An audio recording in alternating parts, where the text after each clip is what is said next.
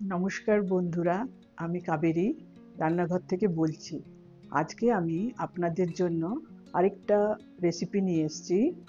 সেটা হচ্ছে প্রন কারি মশলা বানাবার জন্য প্রন লাগছে, ধনেপাতা, গরম মশলা, হলুদ, কাশ্মীরি লঙ্কার গুঁড়ো, জিরে গুঁড়ো, ধনে গুঁড়ো, বাদাম তেল, স্বাদ মতো নুন, নারকেলের দুধ, দুটো পেঁয়াজ কুচি আর দুটো টমেটো কুচি। এবারে গ্যাস জ্বালিয়ে আমি ফ্রাইং প্যানে তেল দিয়ে দিচ্ছি।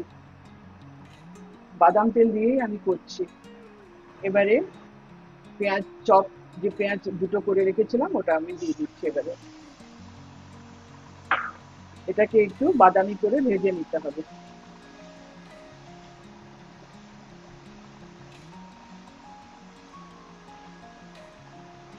বন্ধুরা, পেঁয়াজটা একটু লাল লাল করে ভাজা হয়ে গেছে। এবারে এর মধ্যে আদা রসুনের পেস্টটা দেব।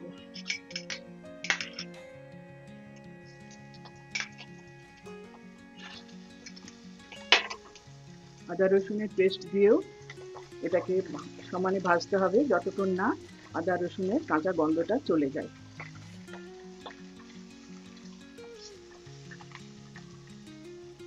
বন্ধুরা, আদা রসুনটাও ফ্রাই করা হয়ে গেছে।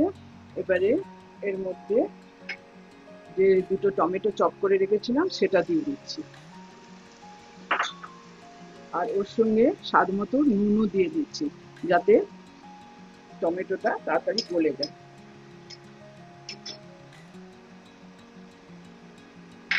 এবার এটাকে খুব ভালো করে একটু ভাজতে হবে। বন্ধুরা দেখুন, টমেটো দিয়ে এটাও বেশ ভালো করে ফ্রাই করা হয়ে গেছে, তেলও ছেড়ে দিচ্ছে। এবারে এর মধ্যে সব গুঁড়ো মশলাগুলো সব দিয়ে দেব।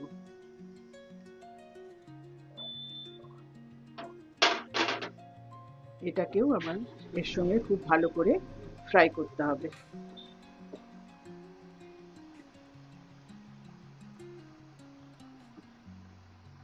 বন্ধুরা দেখুন, সব মশলা খুব ভালোভাবে আমি মিডিয়াম আঁচে ভেজে নিয়েছি যাতে মশলাগুলো না পুড়ে যায়।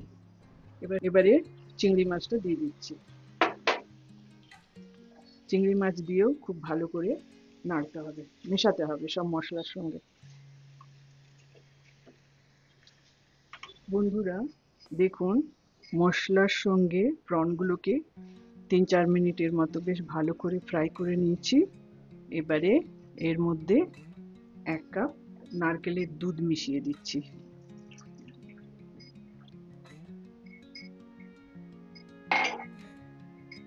নারকেলের দুধের সঙ্গেও এটাকে ভালো করে মিক্স করে নিয়ে তারপরে মিডিয়াম আঁচে এটাকে একটু সেদ্ধ হতে দিতে হবে।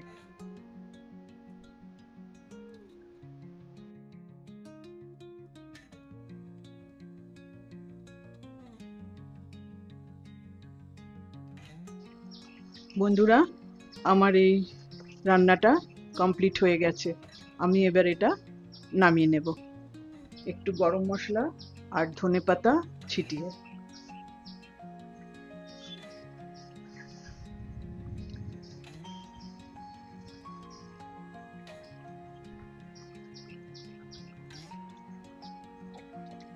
গ্যাস বন্ধ করে দিলাম,